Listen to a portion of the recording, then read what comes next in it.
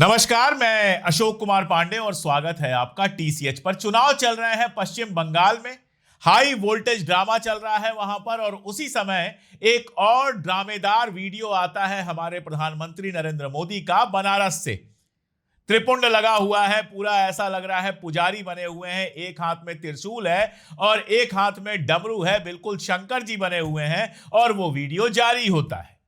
वैसे अब जनता को आदत हो गई है कि जब जब कहीं चुनाव होगा मोदी जी के अंदर का भक्त जग जाएगा। आप अगर याद करेंगे तो ज्यादा पुरानी बात नहीं है, लगातार देखते जाइए तो 2014 से लेकर अब तक जितने चुनाव हुए हैं, जब कहीं चुनाव होता है तो मोदी जी उस समय पुजारी अवतार में आ जाते हैं। आज वेस्ट बंगाल में चुनाव पड़ रहा है तो मैंने आपको बताया कि वो बनारस में वीडियो देखिए, बनारस में आराम से त्रिशूल और डमरू लेकर वीडियो बनवा रहे हैं। जब पहले फेज की वोटिंग यहीं बंगाल में हो रही थी तो बेल्लूर मठ चले गए थे, वहां से तस्वीर आ रही थी। 5 फरवरी को जब दिल्ली में विधानसभा चुनाव था तो पीएम मोदी जो है वो प्रयागराज कुंभ में पहुंच गए थे। 5 अक्टूबर 2024 को हरियाणा विधानसभा में जब चुनाव चल रहा था तो महाराष्ट्र के जगदंबा माता मंदिर में चले गए थे। 1 जून 2024 को लोकसभा चुनाव की वोटिंग जब हो रही थी तो कन्याकुमारी से एकांत साधना की तस्वीरें आई थी। यह अलग बात है कि एकांत साधना में भी 7-8 फोटोग्राफर और वीडियोग्राफर उनको चाहिए। 5वें फेज की वोटिंग चल रही थी तो वो पुरी के जगन्नाथ मंदिर पहुंच गए थे। चौथे फेज की वोटिंग जब चल रही थी तो पटना के गुरुद्वारा साहब में लंगर सेवा कर रहे थे। तीसरे फेज की वोटिंग के 2 दिन पहले राम मंदिर अयोध्या में पूजा कर रहे थे। और जोड़ते चले जाएंगे आप तो पिछली बार जब बंगाल में चुनाव हो रहा था तो बांग्लादेश चले गए थे, वहां देवी की मूर्ति की पूजा कर रहे थे। वैसे प्रधानमंत्री मोदी जी बड़े व्यस्त रहते हैं, 18-18 घंटे काम करते हैं, और ऐसे ही एक काम का वीडियो आया कल। क्या शानदार एडिटिंग थी यार। हम लोग तो YouTube चलाते हैं लेकिन इतने शानदार एडिटर्स तो हमको भी नहीं मिलते हैं। फुटबॉल की एडिटिंग थी, मोदी जी फुटबॉल खेल रहे थे। क्या शॉट, इधर से उधर, यहां से कट, वहां से कट, यहां से आया, वहां से आया, और फाइनली गोल हो गया। और नरेंद्र मोदी जी ये फुटबॉल खेल रहे थे सिक्किम में। बगल में है मणिपुर, मणिपुर में भी फुटबॉल बहुत लोकप्रिय रहा है। मणिपुर में भी जाकर फुटबॉल का वीडियो बना सकते थे, लेकिन मणिपुर की बात नरेंद्र मोदी जी की जबान पर नहीं आएगी क्योंकि मणिपुर को 2 साल से वो संभाल नहीं पा रहे।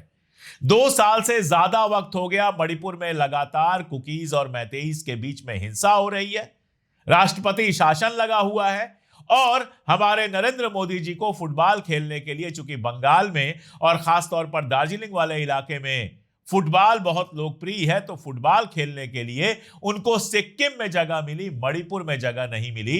मणिपुर जाने की हिम्मत हमारे नरेंद्र मोदी नहीं जुटा पाए। और सोचिएगा, दुनिया भर के प्रधानमंत्री, राष्ट्रपति को देखो तो कहां कहां लगे हुए हैं। गजा पर बात कर रहे हैं, ईरान पर बात कर रहे हैं, यहां बयान दे रहे हैं, वहां बयान दे रहे हैं, लेकिन हमारे यहां जब चुनाव हो जाएगा, जब चुनाव की घोषणा हो जाएगी, उसके बाद नरेंद्र मोदी जी सिर्फ और सिर्फ चुनाव में रहेंगे। पहले रैलियां करेंगे, फिर मंदिरों में वीडियो बनवाएंगे, कभी फुटबॉल का वीडियो बनाएंगे, कभी किसी का वीडियो बनाएंगे। 2014 से लेकर अभी तक समंदर किनारे, कभी कहीं कभी कहीं, कभी सैनिकों के बीच में, कभी फुटबॉल खेलते हुए जितने उनके वीडियोस बने हैं। आप सोचिए, पुलवामा में जब अटैक हुआ था तो भी वो वीडियो बनवा रहे थे अपना, एक जंगल के अंदर एक विदेशी के साथ। अगर इन सारे वीडियोस को एक साथ बना दिया जाए तो 3-3.5 घंटे की फिल्म बन जाएगी, और उस फिल्म का नाम रखना चाहिए नरेंद्र मोदी फाइल्स। हो सकता है केरला फाइल, कश्मीर फाइल बनाने वालों को यह आइडिया मेरा काम आए और मोदी जी से बात कर कर वो नरेंद्र मोदी फाइल्स बना दें। खैर, बंगाल के चुनाव को जीतने के लिए भारतीय जनता पार्टी ने सारे जितने तरीके हो सकते हैं, सारे तरीके अपना लिए हैं। आज जो चुनाव चल रहा है, आज जो वोटिंग हो रही है, वो बेहद इंपॉर्टेंट है क्योंकि इसमें ममता बनर्जी सीधे इन्वॉल्व हैं। भवानीपुर से टीएमसी की नेता और वहां की मुख्यमंत्री ममता बनर्जी चुनाव लड़ रही हैं, और उनके खिलाफ शुवेंदु अधिकारी भारतीय जनता पार्टी से चुनाव लड़ रहे हैं। शुवेंदु अधिकारी कभी दीदी के बहुत करीबी रहे हैं, फिर भारतीय जनता पार्टी में चले गए, और अब भवानीपुर से शुवेंदु चुनाव लड़ रहे हैं। एक और सीट से उन्होंने चुनाव लड़ा है, भवानीपुर को लेकर बहुत श्योर नहीं है, लेकिन दीदी को घेरने की तैयारी चल रही है भवानीपुर में। और भवानीपुर में आज खूब ड्रामा हुआ है। वो गए हैं जय श्री राम और हिंदू एकता के नारे लगा रहे थे। टीएमसी का नारा है जय बंगाल, उसके बदले में इन्होंने नारा दिया है जय श्री राम। कल सयानी घोष से एक पत्रकार ने पूछा तो उन्होंने कहा कि हमारे इतने बुरे दिन नहीं आए हैं कि राम को बेच के हमें वोट देना पड़े। वैसे सयानी घोष जो हैं, आप कह सकते हैं कि इस पूरे चुनाव में उनके जो वीडियोस आए वो सबसे खूबसूरत वीडियो थे। समझ में आया कि बंगाल में एक और महिला नेता पूरी तैयार हो चुकी है। खासतौर पर वो वीडियो जो 1-1.5 मिनट का वीडियो वायरल हुआ था, आप लोगों ने देखा होगा। उस एक वीडियो में वो एक साथ सबसे पहले वो दुर्गा जी की जो वहां पर प्रार्थना होती है, या देवी सर्वभूतेषु शक्ति रूपेण संस्थाम नमस्तस्यै नमस्तस्यै नमस्तस्यै नमो नमः, पहले वो पढ़ती हैं। फिर ला इलाहा इल्लल्लाह मुहम्मदुर रसूल अल्लाह ये पढ़ती हैं वो। उसके बाद वो हनुमान चालीसा पढ़ती हैं, जय हनुमान ज्ञान गुण सागर। और सबसे आखिर में गुरु ग्रंथ साहब से पाठ करती हैं, जो एक भारतीयता का पूरा एक प्रतीक है, जिसमें सारे धर्मों के लोग एक साथ रहते हैं। और वो बताती हैं कि बंगाल में और जहां पर ये बात हो रही थी वहां पर सब मिलके साथ रहते हैं। बंगाली हैं जो दुर्गा जी की पूजा करते हैं, दूसरे हिस्सों से आए हुए हिंदू हैं जो जय हनुमान ज्ञान गुण सागर करते हैं, मुस्लिम हैं ला इलाहा इल्लल्लाह करने वाले, और सिख हैं जो गुरबानी का पाठ करते हैं। इसके अलावा भी उन्होंने जिस तरह के जवाब दिए हैं, जिस तरह का परफॉर्मेंस इसमें किया है इस पूरे चुनाव में, उससे लगता है कि देश को एक नई महिला नेता मिल गई है, तेज तर्रार महिला नेता मिल गई है। अब भवानीपुर के अलावा अगर देखें तो आसनसोल दक्षिण में अग्निमित्रा पाल का मुकाबला तापस बनर्जी से है। खड़गपुर सदर में अगर आप देखेंगे दिलीप घोष के सामने है प्रदीप सरकार टीएमसी के। पानीहाटी में तीर्थंकर घोष जो टीएमसी के हैं उनके सामने रत्ना देवनाथ हैं। हावड़ा उत्तर का बहुत इंपॉर्टेंट चुनाव है जहां पर गौतम चौधरी टीएमसी से लड़ रहे हैं और उनके मुकाबले में है बीजेपी के उमेश राय। नोआपाड़ा में त्रिणांकुर भट्टाचार्य टीएमसी से हैं और उनके सामने है अर्जुन सिंह। और इसी तरह मालदा की सीट अगर आप देखेंगे तो लिपिका बर्मन घोष वहां से लड़ रही हैं टीएमसी से और उनके सामने हैं गोपाल चंद्र साहा जो भारतीय जनता पार्टी के हैं। यह इलाका जहां चुनाव हो रहा है टीएमसी के वर्चस्व वाला इलाका है और यहां भी जबरदस्त वोट पड़ रहे हैं। दोपहर तक 60% से ज्यादा वोट पड़ चुके थे 1 बजे तक, तो बहुत संभव है कि यहां भी वोटिंग 90-95% तक जाए और इन सीटों पर अगर टीएमसी अच्छा प्रदर्शन करती है तभी उसकी सरकार वापस आएगी। जिस तरह से भारतीय जनता पार्टी ने इस बार बंगाल में चुनाव कराया है, मैं भारतीय जनता पार्टी इसलिए कह रहा हूं क्योंकि चुनाव आयोग भी कई बार भारतीय जनता पार्टी के हिसाब से ही काम करता हुआ दिख रहा है। एसआईआर जो हुआ जिसमें 90 लाख लोगों के नाम कटे लगभग, वो खबर इंटरनेशनल हो गई। इंटरनेशनल अखबारों और इंटरनेशनल वेबसाइट्स ने यह खबर छापी कि एक चुनाव से पहले 90 लाख लोगों के वोट काट दिए गए। अब आप देखिए, अगर आप यूरोप में जाएंगे तो कई मुल्क ऐसे हैं जिनकी कुल आबादी 90 लाख के आसपास होगी, यानी तकरीबन एक यूरोपीय मुल्क के बराबर लोगों का नाम काट दिया गया। यहां तक आया कि जो चुनाव करवा रहे हैं उनके भी नाम काट दिए गए। वो लोग कोर्ट में पहुंचे कि भैया हम यहां पर चुनाव करवा रहे हैं और हमारे भी नाम कट गए। और जब वो लिस्ट देखी गई तो उस लिस्ट में ज्यादातर मुस्लिम थे। ममता बनर्जी का यह आरोप है कि टीएमसी के परंपरागत जो वोटर्स हैं उनका नाम कटवाया गया है, मुसलमानों का नाम बड़ी संख्या में कटा है, जिससे टीएमसी को भारी नुकसान हो सकता है। और इसके अलावा जो कुछ हो रहा है वो आप देख ही रहे हैं। उत्तर प्रदेश कैडर के आईपीएस अधिकारी हैं अजय पाल शर्मा, उनका एक वीडियो वायरल हो रहा है जिसमें खड़े होकर वो सीधे सीधे वहां से जो चुनाव लड़ रहे हैं टीएमसी से उनको धमकाते हुए नजर आ रहे हैं। जहांगीर जो वहां के विधायक हैं और विधायक का चुनाव लड़ रहे हैं, उनका नाम लेकर बाकायदा धमका रहे हैं कि अगर गुंडई हुई तो ये हो जाएगा, वो हो जाएगा। पर्यवेक्षक जो होते हैं वो इस काम के लिए नहीं भेजे जाते हैं, सुपरवाइजर इस काम के लिए नहीं भेजे जाते हैं। इसके अलावा एक और सुपरवाइजर हैं जिनका वीडियो बाकायदा टीएमसी ने जारी किया, सीसीटीवी फुटेज जारी किया कि वो होटल में रुके थे और होटल में वहां से जो भारतीय जनता पार्टी के प्रत्याशी हैं उनके साथ मुलाकात हुई है। ये सब मामले चुनाव आयोग में गए, लेकिन जाहिर है चुनाव आयोग इस पर कोई खास कार्रवाई फिलहाल करने वाला नहीं है। अजय पाल शर्मा वाला मामला बड़ा बन गया तब जब उनको फेयर एंड लवली बबुआ कहते हुए 2 वीडियो पोस्ट कर दिए। इन दोनों वीडियो में वो बैठे हैं और सामने एक नृत्यांगना नाचती हुई नजर आ रही है। वीडियोस देखने में कोई बहुत अच्छा नहीं लग रहा है। अजय पाल शर्मा और उनके समर्थकों का दावा यह है कि यह वीडियो फर्जी है। किसी का कहना है कि इस वीडियो पर पहले भी बात हो चुकी है, यह वीडियो कोर्ट में जा चुका है और यह वीडियो एक व्यापारी का था, अजय पाल शर्मा का नहीं है। कहा जा रहा है इसको लेकर दिल्ली में केस वेस भी हुआ है, लेकिन इस मामले में अखिलेश यादव भी कूद पड़े और भी कई लोग कूद पड़े और यह मामला अजय पाल शर्मा वाला मामला बड़ा बन गया। वीडियो असली है कि नकली ये तो हम नहीं जानते, जांच होगी तब पता चलेगा। लेकिन अजय पाल शर्मा जिस तरह से लोगों को हड़का रहे हैं और एक कैंडिडेट का खास तौर पर नाम ले रहे हैं, वो अपने आप में बेहद आपत्तिजनक बात है।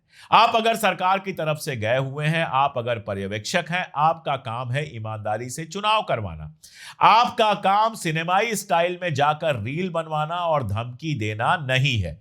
लेकिन कई सारे अधिकारियों को आजकल रील बनाने की बीमारी लग गई है और ऐसा लगता है कि चुनाव के दौरान भी रील बनाने का कोई मौका वो खोना नहीं चाहते और साथ में जो उनके यूपी में बॉसेस हैं, यूपी के मुख्यमंत्री हैं, उनको भी ये दिखाना चाहते हैं कि सर देखिए कितनी ईमानदारी से हम आपके पक्ष में काम कर रहे हैं। इसीलिए निष्पक्षता जो है वो एकदम अब खत्म हो गई है। कहीं भी अधिकारी निष्पक्ष नजर नहीं आ रहे हैं और इस चुनाव में बहुत साफ लग रहा है कि वो भारतीय जनता पार्टी के लिए काम कर रहे हैं। अब मजेदार बात यह है कि इतने के बावजूद भी यह तय नहीं है कि भारतीय जनता पार्टी बंगाल में सफल हो पाएगी। जितने इशारे आ रहे हैं, वहां जिन लोगों से बात हो रही है, उन सबका कहना है कि दीदी थोड़े कम बहुमत से सही इस बार फिर लौट सकती हैं। अब जरा सोचिए कि प्रधानमंत्री के फुटबॉल खेलने, डमरू और त्रिशूल वाले वीडियो, अजय पाल शर्मा जैसे अधिकारियों के वीडियोज, चुनाव आयोग का वो ट्वीट आपको याद होगा जो सीधे तृणमूल कांग्रेस का नाम लेकर किया गया था कि गुंडागर्दी नहीं चलने दी जाएगी। अगर इन सब के बावजूद ममता बनर्जी फिर से एक बार इलेक्शन जीत जाती हैं, जिसकी पूरी उम्मीद है, तो भारतीय जनता पार्टी की कितनी बेइज्जती होगी। एक सवाल तो यह है। दूसरा सवाल यह है कि जिन 90 लाख लोगों के नाम काट दिए गए, फिर कहा गया कि जिन लोगों ने एप्लीकेशन दी हुई है उनको वोट देने को कहा जाएगा, उनको वोट देने की इजाजत दी जाएगी। पता चला सिर्फ 29 लोगों को ऐसे इजाजत मिली। तो अगर 9 लाख लोगों का नाम अगर वोटर लिस्ट से काट दिया जाता है चुनाव के पहले और सुप्रीम कोर्ट भी उसमें कोई दखल नहीं करता है, तो क्या इस देश के अंदर लोकतंत्र का कोई मतलब रह गया है? यह तो बड़ी अच्छी बात है कि चुनाव के पहले विपक्ष के वोटर्स का नाम ही काट के किनारे कर दो। यह तो लेवल प्लेइंग जो फील्ड होती है वो फील्ड ही खत्म हो गई। पता चला 10 लोग वोट देने वाले हैं, 6 हमको देने वाले हैं, 3 उनको देने वाले हैं, हमारे 6 में से 5 को आप काट देंगे, तब तो सामने वाला वैसे ही जीत जाएगा। इसलिए इस देश की जनता के सामने एक बड़ा सवाल यह भी है कि एसआईआर के नाम पर जिस तरह से वोट काटे जा रहे हैं, क्या वो लोकतंत्र को हमेशा के लिए खत्म कर देने के लिए है? क्या वो इसके लिए है कि भारतीय जनता पार्टी कभी कोई चुनाव हारे ही नहीं?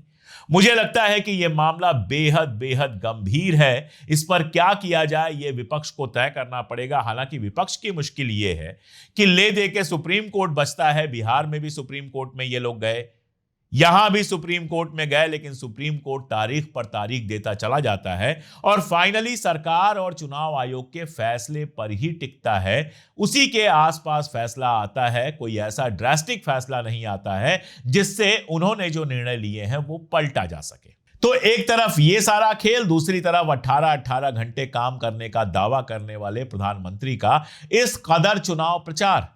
चुनाव के बीच में महिला बिल की आड़ में डिलिमिटेशन बिल लाया जाता है और उसके बाद प्रधानमंत्री भाषण देते हैं बिल गिर जाने के बाद, जो पूरी तरह से पॉलिटिकल भाषण था। और अगर नियमों के हिसाब से देखें तो वो चुनाव आचार संहिता का उल्लंघन था। लेकिन भाई सैया भय कोतवाल, अब डर काहे का? चुनाव आयोग घर का है, चुनाव आयोग को चुना ही प्रधानमंत्री और गृह मंत्री ने मिलकर है, तो वो इनके खिलाफ क्या कार्रवाई करेगा? बीच में, चुनाव के बीच में, चुनाव आचार संहिता के चलते हुए नेशनल टीवी पर प्रधानमंत्री जो एक भाषण देते हैं वो किसी इमरजेंसी के लिए नहीं होता है, वो केवल और केवल चुनाव प्रचार के लिए होता है और सब खामोश रहते हैं। बस मामला यही है कि इसके बावजूद जनता जब अपना फैसला सुना देती है तो बड़ी बड़ी तानाशाहियां और बड़ी बड़ी सत्ताएं भी कुछ नहीं कर पाती हैं। और ऐसा लगता है कि बंगाल में ऐसा कुछ हो सकता है। हालांकि मैं कोई दावा नहीं कर रहा, मेरे पास कोई रिपोर्ट नहीं है, मेरे कोई लोग वहां पर घर घर जाकर सर्वे नहीं कर रहे हैं, जो सर्वे कर रहे हैं उनको जवाब नहीं मिल रहे हैं, इसलिए मैं कोई दावा नहीं कर रहा कि कौन जीतेगा कौन हारेगा। लेकिन जो इशारे आ रहे हैं, जो वहां से संकेत मिल रहे हैं, अगर वो सही होते हैं और ममता बनर्जी इसके बावजूद बंगाल की मुख्यमंत्री बनने में कामयाब होती हैं, तो ये जो हार होगी ये शुभेंदु अधिकारी या बंगाल भाजपा की नहीं, ये सीधे सीधे अमित शाह और नरेंद्र मोदी की हार होगी। अब क्या होगा क्या नहीं होगा ये तो रिजल्ट आने के बाद ही पता चलेगा। अभी तो यही कहा जा सकता है कि मोदी जी, आप जो कहते हैं कि साल में कभी छुट्टी नहीं लेते और 18-18 घंटे काम करते हैं, ये फुटबॉल खेलना और हाथ में त्रिशूल डमरू लेकर बजाना, ये भी क्या प्रधानमंत्री के काम का हिस्सा होता है? वो तो जवाब नहीं देंगे, लेकिन आप जवाब जरूर दीजिएगा कमेंट में और बताइएगा कि आप इस पर क्या सोचते हैं। आज के लिए इतना ही, बहुत शुक्रिया।